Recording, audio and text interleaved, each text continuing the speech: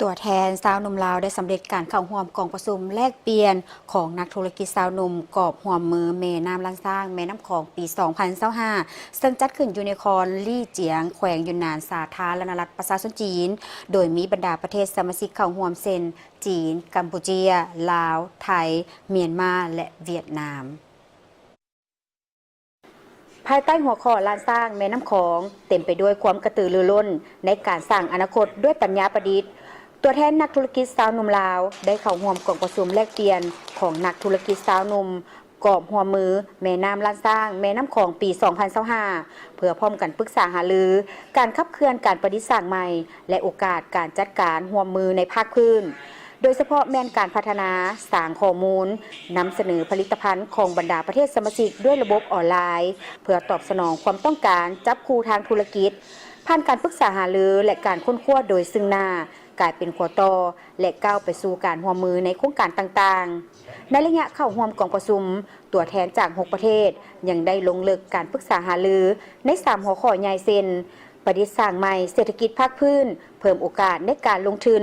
สุกยู่แขนงการมูลเสื้อและการหันเปลี่ยน2 ทางใหม่และร่วมกันลงลึกการร่วมมือเพื่อให้ต่างฝ่ายต่างมีผลประโยชน์พร้อมนั้นได้ไปเยี่ยมยามและทัศนศึกษานิคมกสิกรรมดอกไม้หลีเจียงหอพิพิธภัณฑ์มู่ฟูและอื่นๆการเป็นเวทีส่งเสริมความไว้เนื้อเชื่อใจและร่วมกันก้าวสู่ความสีวิไลของประเทศสมาชิก非常感谢主办方的盛情邀请。我觉得这次交流营呢，ข้าพเจ้าเห็นได้ว่ากองประชุมแลกเปลี่ยนครั้งนี้ได้ช่วยเปิดประตูให้พวกเขา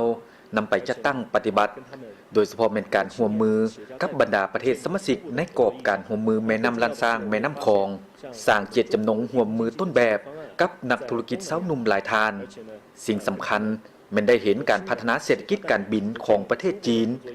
มีความบ่มซ่อนหลายอย่างในภาคพื้นอาซีอาคเนย์กองประชุมได้ผสมผสานการแลกเปลี่ยนโอกาสในการร่วมมือก่อสร้างพื้นฐานอันแน่นแก่นให้แก่การพัฒนาแบบสากลของบริษัทพวกข้าพเจ้าตื่มอีกพวกเขาเห็นได้ว่าสิ่งสำคัญในกิจกรรมครั้งนี้แม้นได้ลงลึกการสร้างมิตรภาพร่วมกันโดยเฉพาะนักธุรกิจวัยหนุ่ม6 ประเทศสมาชิกกิจกรรมได้ลงลึกบรรดาหัวข้อที่มีการร่วมมือตัวจริงรวมทั้งการประดิษฐ์สร้างทางด้านเทคนิคการแบ่งปันความรู้และข้อมูลข่าวสารที่สำคัญรวมทั้งเพิ่มทวีสายพัวพันร่วมมือระหว่างจีนกับบรรดาประเทศลุ่มแม่น้ำคลองผลสำเร็จของกองประชุมครั้งนี้เป็นการสร้างสายพัวพันมิตรภาพที่แน่นแฟ้นทั้งได้ประกอบส่วนสำคัญในการสุกยู่การพัฒนาเศรษฐกิจดิจิทัลและการประดิษฐ์สร้างใหม่ของบรรดาประเทศแม่น้ำล้านสร้างแม่น้ำของเป็นการเปิดช่องทางให้สาวหนุ่มผู้ประกอบการสามารถเชื่อมโยงและขยายธุรกิจร่วมกันในอนาคต